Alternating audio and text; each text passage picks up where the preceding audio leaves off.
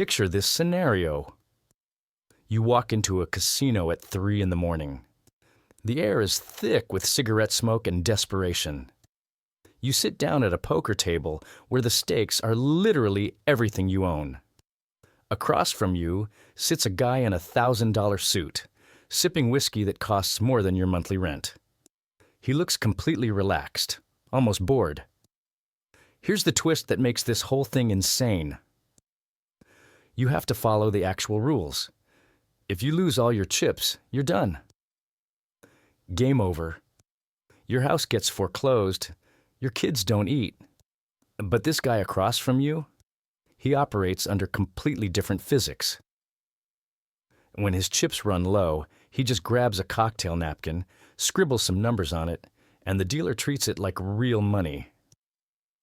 Not just that, but he also happens to own the entire casino.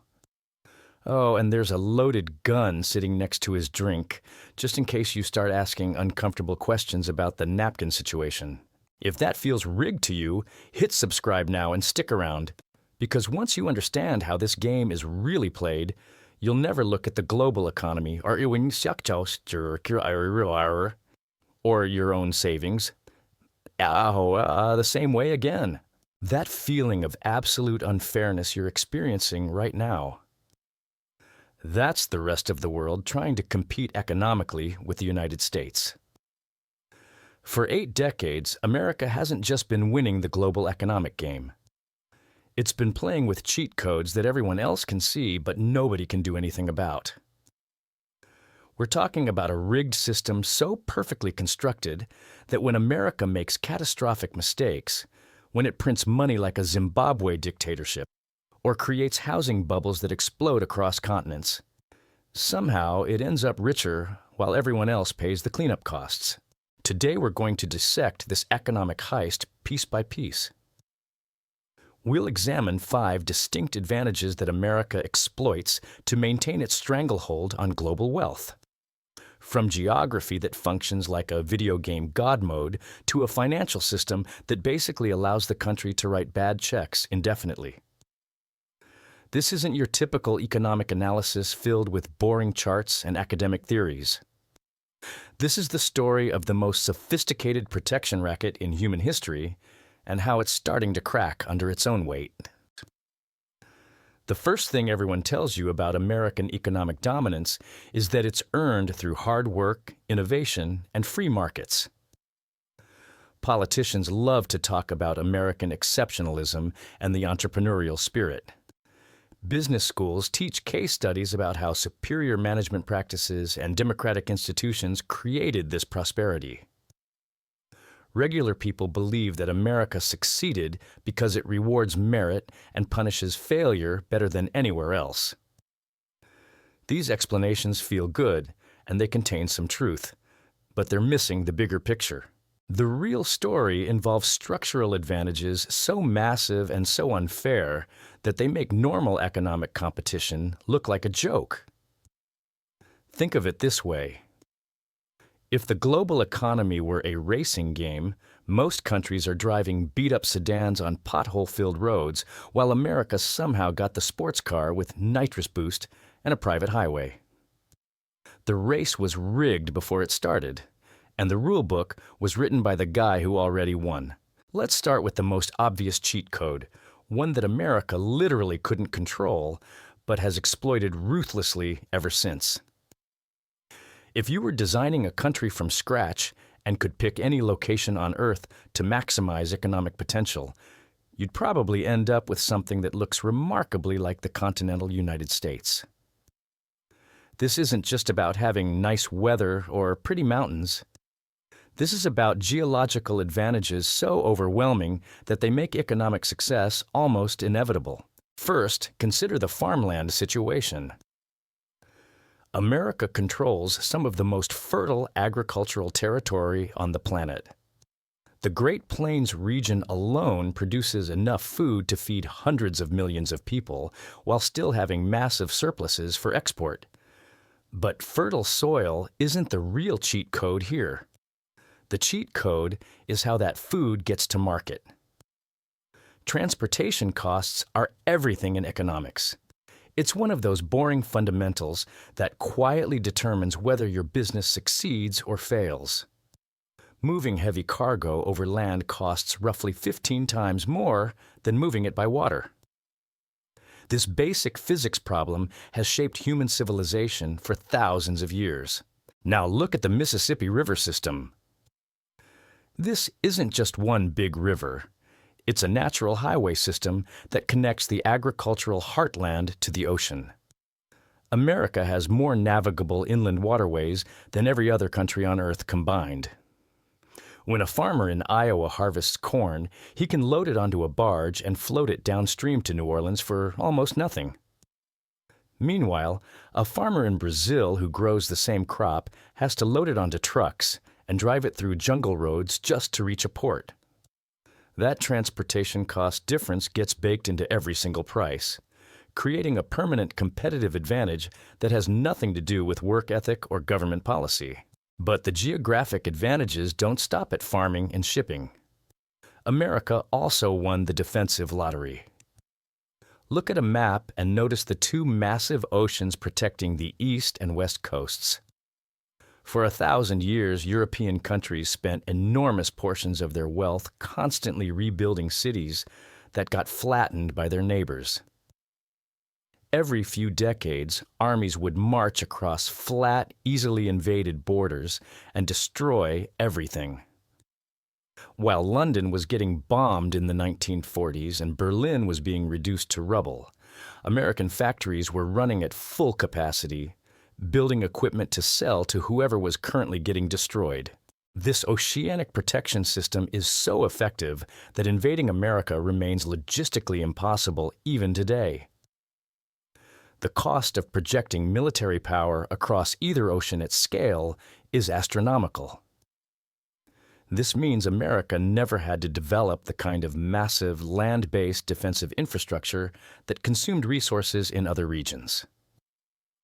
Instead, those resources could be invested in productive economic activity. It's like playing a strategy game where your base is surrounded by an impenetrable wall while everyone else has to constantly defend against raids. Then there's the energy situation, which recently became even more absurd. For decades, the conventional wisdom was that America was dangerously dependent on foreign oil. Politicians worried about energy security. Military planners designed interventions around securing oil supplies. But around 2010, American engineers figured out how to extract oil and gas from shale formations through hydraulic fracturing.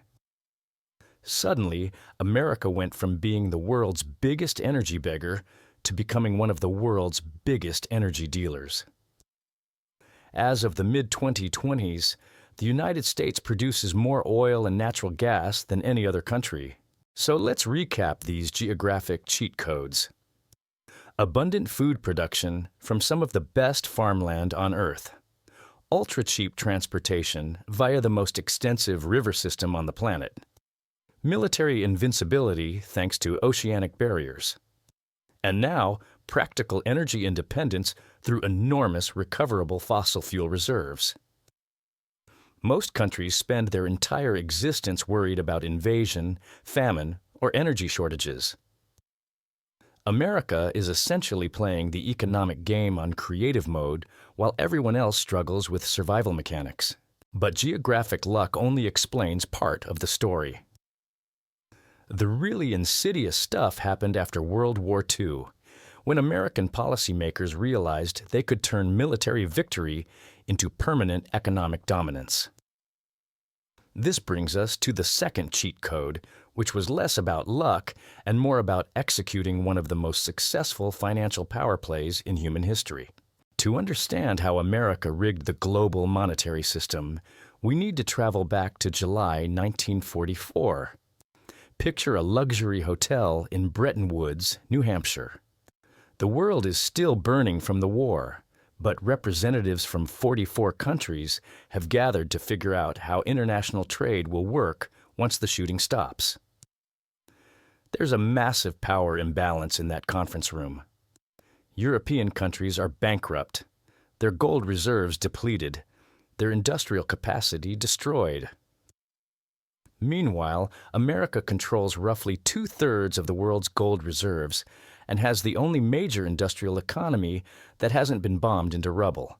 The Americans make what sounds like a reasonable proposal. Gold is heavy and dangerous to ship across oceans when settling international debts. Instead of using gold directly, why don't countries just use U.S. dollars for trade?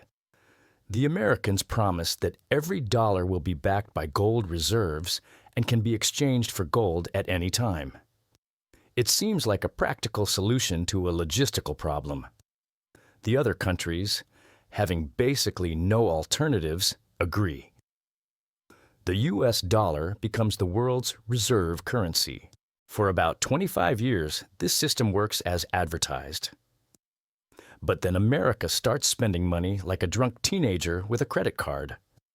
The Vietnam War costs a fortune. Massive social programs require huge government expenditures.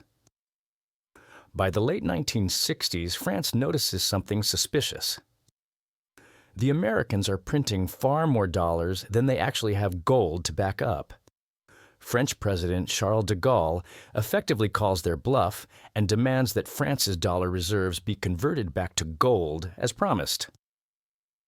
If other countries follow this example, America faces immediate insolvency. So on August 15, 1971, President Richard Nixon goes on television and tells the world, in polite diplomatic language, to deal with it. He announces that the convertibility of dollars into gold is temporarily suspended. Temporarily, of course, turns out to mean permanently. This should have been the moment when the dollar collapsed and the global monetary system reset. Breaking your fundamental promise to trading partners usually results in economic catastrophe. But here's where the genius of the cheat code becomes obvious. By 1971, the entire world economy was already running on dollars. Oil markets were priced in dollars. International trade was conducted in dollars. Banking systems were built around dollar reserves. If the dollar crashed, everything crashed. America had effectively taken the global economy hostage. Countries could either continue accepting paper backed only by American power, or they could watch their own economies implode. Most chose to keep playing the rigged game. This created what economists call the exorbitant privilege. When Brazil wants to buy oil from Saudi Arabia, Brazil needs dollars. To get dollars, Brazil has to sell coffee or beef or other real products to someone who can pay in dollars. They have to work for that money. When America wants to buy oil, we just issue more dollars. When the U.S. prints trillions to deal with a crisis, we essentially export part of the inflation to everyone holding our currency. We get the goods. They get a slowly devaluing claim on our future. John Connally, Nixon's Treasury Secretary, summarized this arrangement perfectly when he told European finance ministers, "The dollar is our currency, but it's your problem." That might be the most brutally honest description of financial imperialism ever spoken into a microphone. Politicians today warn about the national debt reaching $30+ trillion, and it sounds terrifying. But because of this monetary cheat code, American debt doesn't function like normal household debt. When you owe the bank $100,000, you have a problem. When you owe the world $34 trillion, the world has a problem. Global trade needs dollars to function, so global institutions keep buying American debt even when the numbers look insane. Even this incredible financial advantage, though, might eventually have collapsed if America hadn't quickly implemented a third cheat code to reinforce the system. This one involved turning the global energy market into something that looks a lot like a state-sponsored protection racket. Remember that Nixon's decision to abandon gold backing should have destroyed confidence in the dollar. The paper money was now backed by nothing except promises, and those promises had just been broken. So American policymakers needed to find something else to anchor the currency. They needed to create a permanent, structural reason for other countries to keep using dollars. The solution was elegant and ruthless. In 1974, Secretary of State Henry Kissinger flew to Saudi Arabia for crucial negotiations with the royal family. The deal he proposed was essentially geopolitical mafia logic. America would provide absolute military protection for Saudi Arabia. We would sell them advanced weapons, station naval forces in the region, and guarantee that no hostile neighbor could threaten their oil fields. In exchange, the Saudis had to agree to one critical condition. Every barrel of oil they sold anywhere in the world had to be priced exclusively in US dollars. Not yen, not francs, not Deutsche Marks, not euros. Only dollars.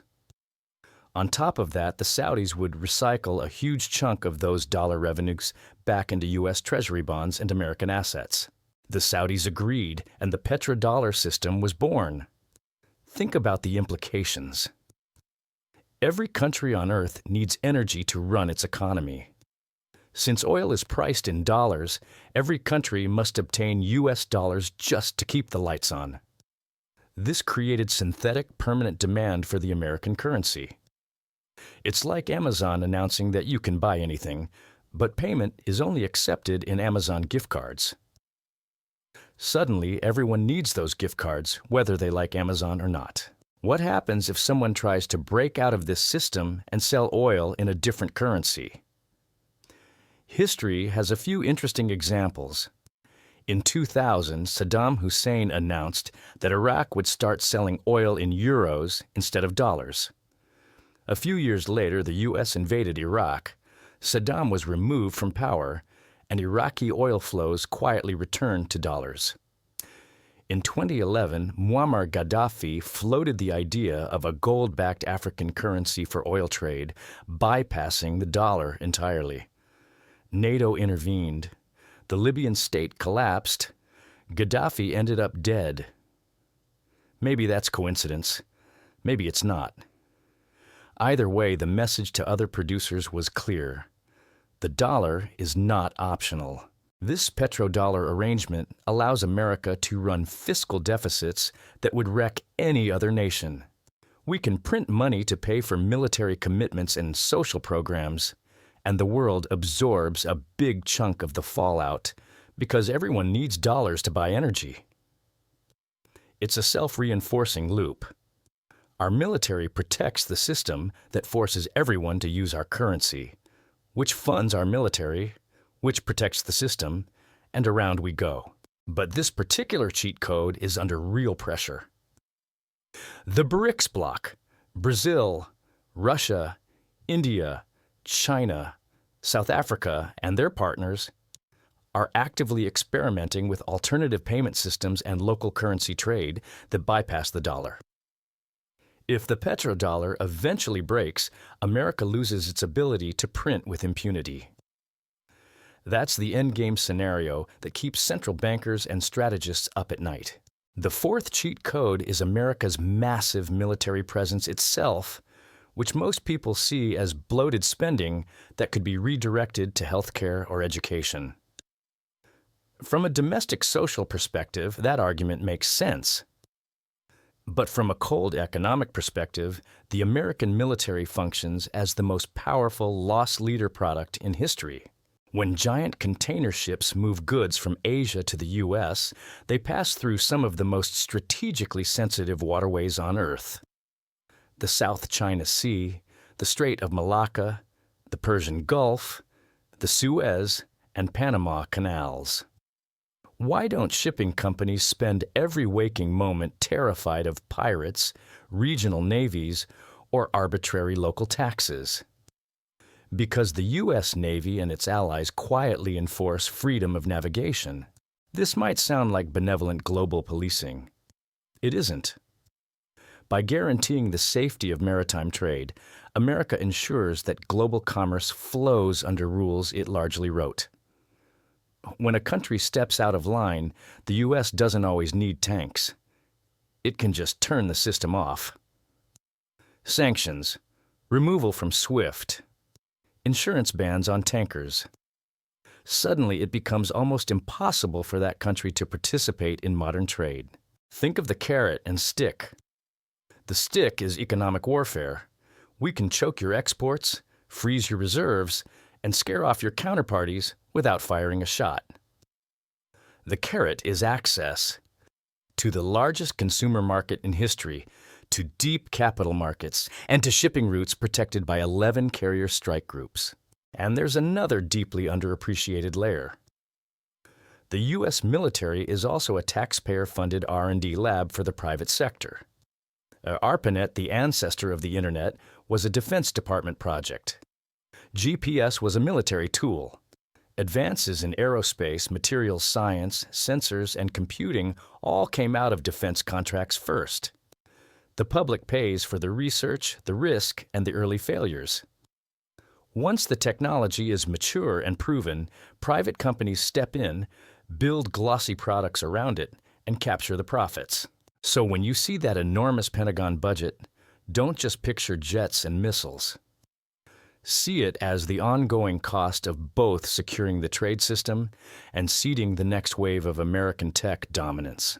Even with all of that, there's still a fifth cheat code, one that might be the most devastating of all for everyone else. This one doesn't rely on rivers, oil, or aircraft carriers. It relies on people. If you want to run a cutting-edge civilization, you need brilliant minds. You need people who can write new code, design chips, discover medicines, and solve problems nobody's cracked before. Those minds are rare and randomly distributed at birth. Any village in India, any neighborhood in Nigeria, any town in Brazil might be housing the next Einstein. America built a system to locate those people, attract them, and plug them into the U.S. economy. Here's how it plays out. You're a math prodigy in Mumbai or Lagos or Budapest. You crush every exam, win national competitions, and hit the ceiling of what your local schools can offer. At that point, two doors appear. Door 1, stay home, teach at a local university, and fight for limited research grants while dealing with bureaucracies and aging equipment. Doctor 2, accept an offer from MIT, Stanford, Caltech, or a similar place. The American university system, especially at the graduate level, is built like bait. The labs are world-class. The funding is enormous. The connections to industry are unmatched. So the world's smartest students show up in Boston, Silicon Valley, Austin, New York. In many top U.S. programs in computer science, engineering, and AI-related fields, foreign-born students make up the majority of the PhD pipeline. In some departments, it's north of 70%. Think about what that means. Other nations pay to feed, house, vaccinate, and educate these people for 2 decades. Then, right when they're about to become maximally productive, the U.S. steps in, offers visas, and gets the benefit of their life's work. America essentially outsourced the cost of raising and educating talent, then imported the finished product. Look at the roster of major American tech leadership. Elon Musk from South Africa, Sergey Brin from Russia, Jensen Huang from Taiwan, Satya Nadella from India. These aren't generic employees. They're the architects of trillion-dollar value creation. If they'd stayed where they were born, those countries might have built their own tech giants. Instead, their best and brightest join Team America. And that's just the visible top. Below them are millions of skilled engineers, doctors, scientists, founders, all contributing to U.S. economic dynamism. The rest of the world doesn't just lose money when capital leaves, it loses future possibilities when humans leave. That kind of drain is almost impossible to reverse, which brings us back to the big picture. You now have the 5-part American economic cheat code laid out on the table. Geographic luck that makes prosperity the default. a dollar-based monetary regime that lets the U.S. issue IOUs the whole world must accept. A petrodollar energy arrangement that forces global demand for that currency.